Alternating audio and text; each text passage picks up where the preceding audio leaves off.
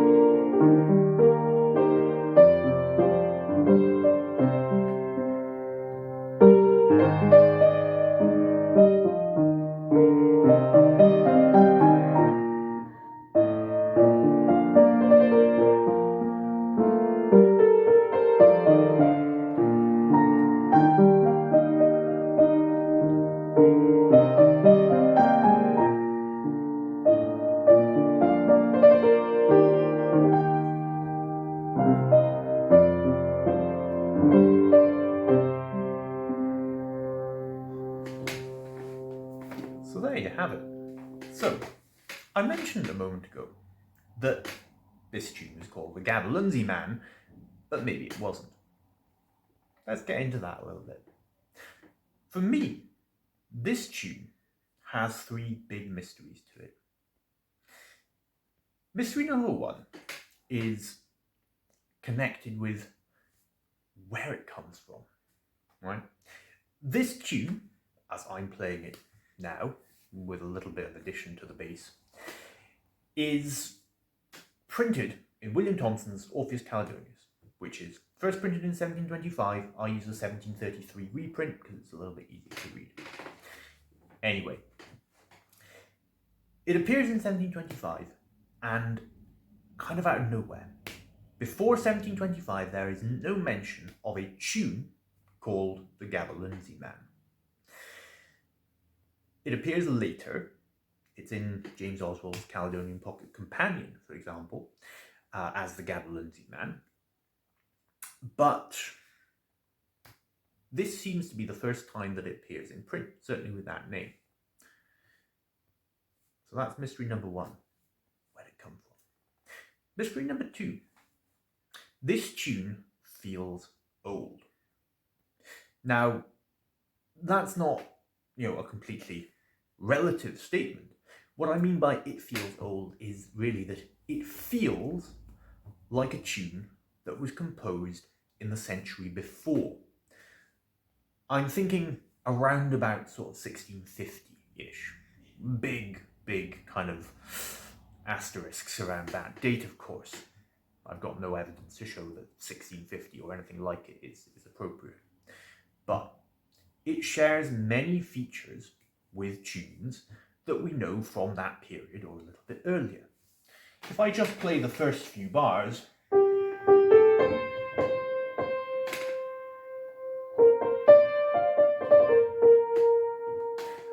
the opening there with the three notes, that repeated three-note thing is actually something that we see in other tunes. And they're all from 1700 or before. For example, if we think of Da mihi manum, Taradom the Law, as it's called in the Irish tradition.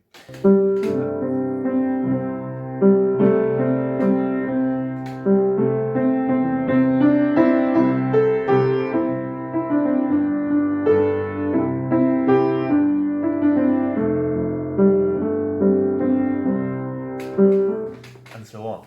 Again, that little rise up onto this three repeated notes. All these tunes share something in common, almost definitely from the time before 1700. So what's this tune doing appearing magically out of nowhere in 1725, sounding like it belongs in the century before?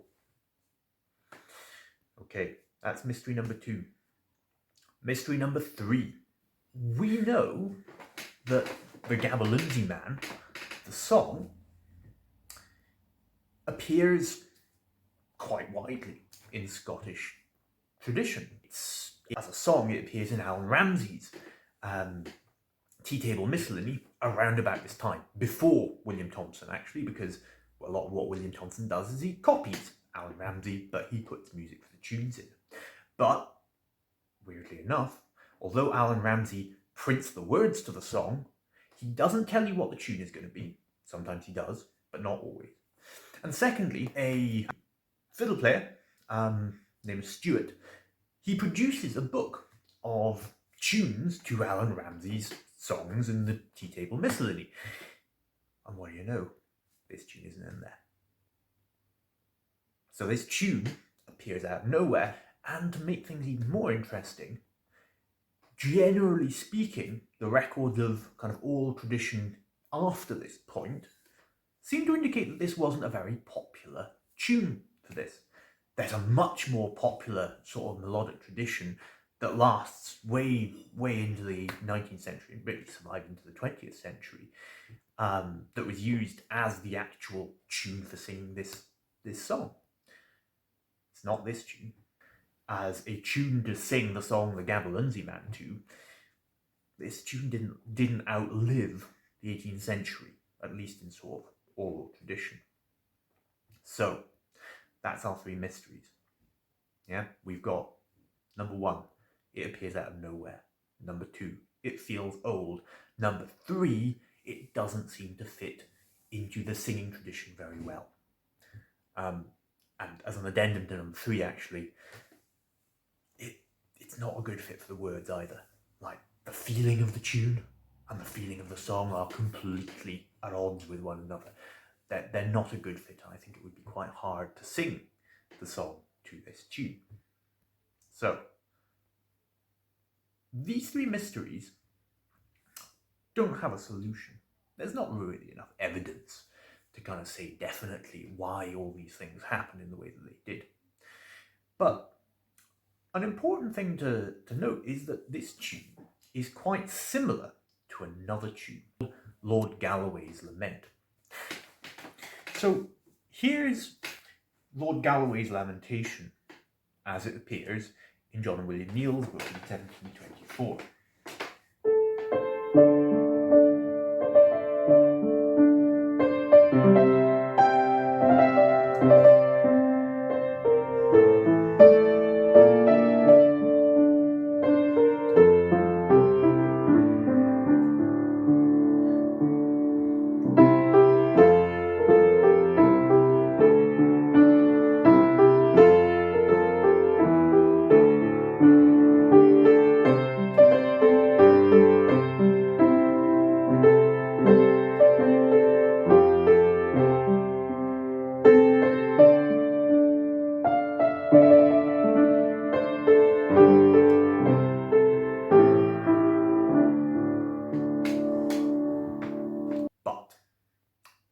Caveat here.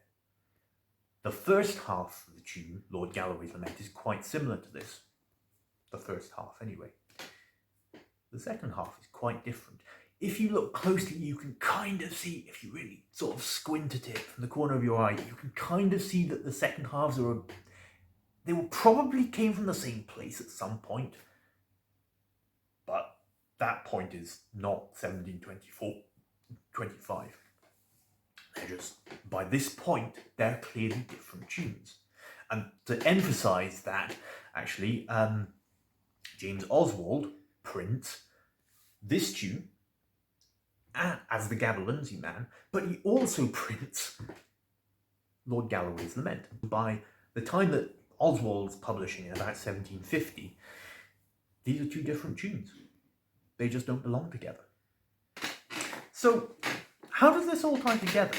Our 3 big mysteries of coming out of nowhere, or so it seems, feeling really old, and not working well as a tune for a song. So, here's my idea. And remember that this is presented on not a huge amount of evidence.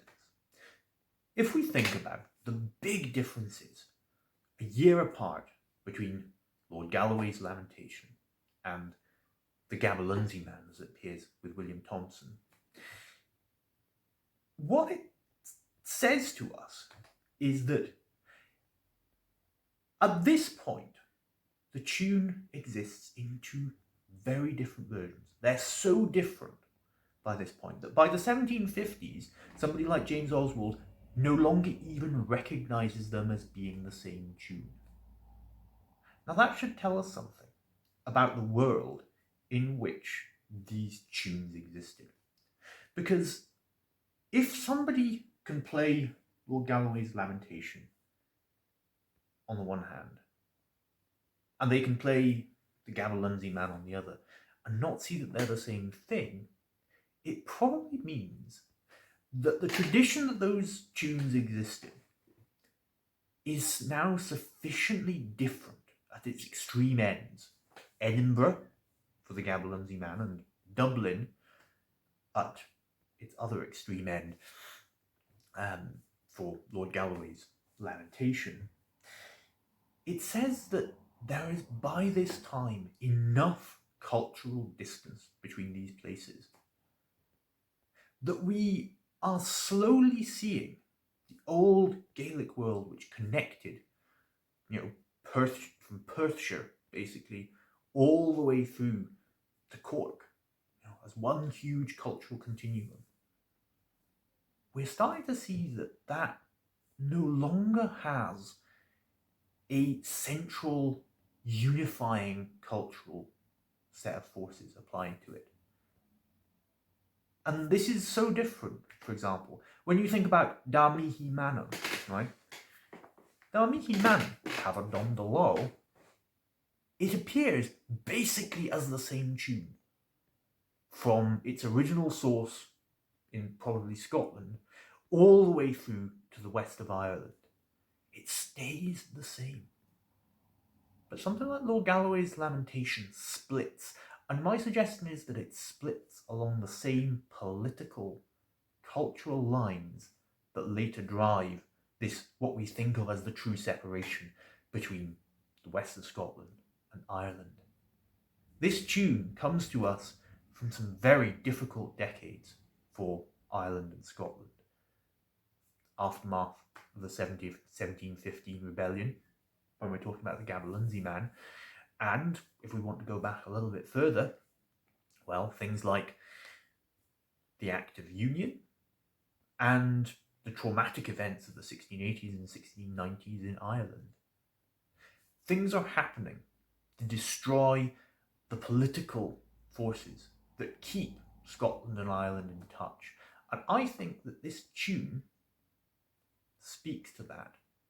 There is a reason that it is seen, although it was probably one tune when it was composed in the middle of the 17th century, by 1725, William Thompson can get away with calling it the Gaberlunzie Man, and nobody can tell him any differently.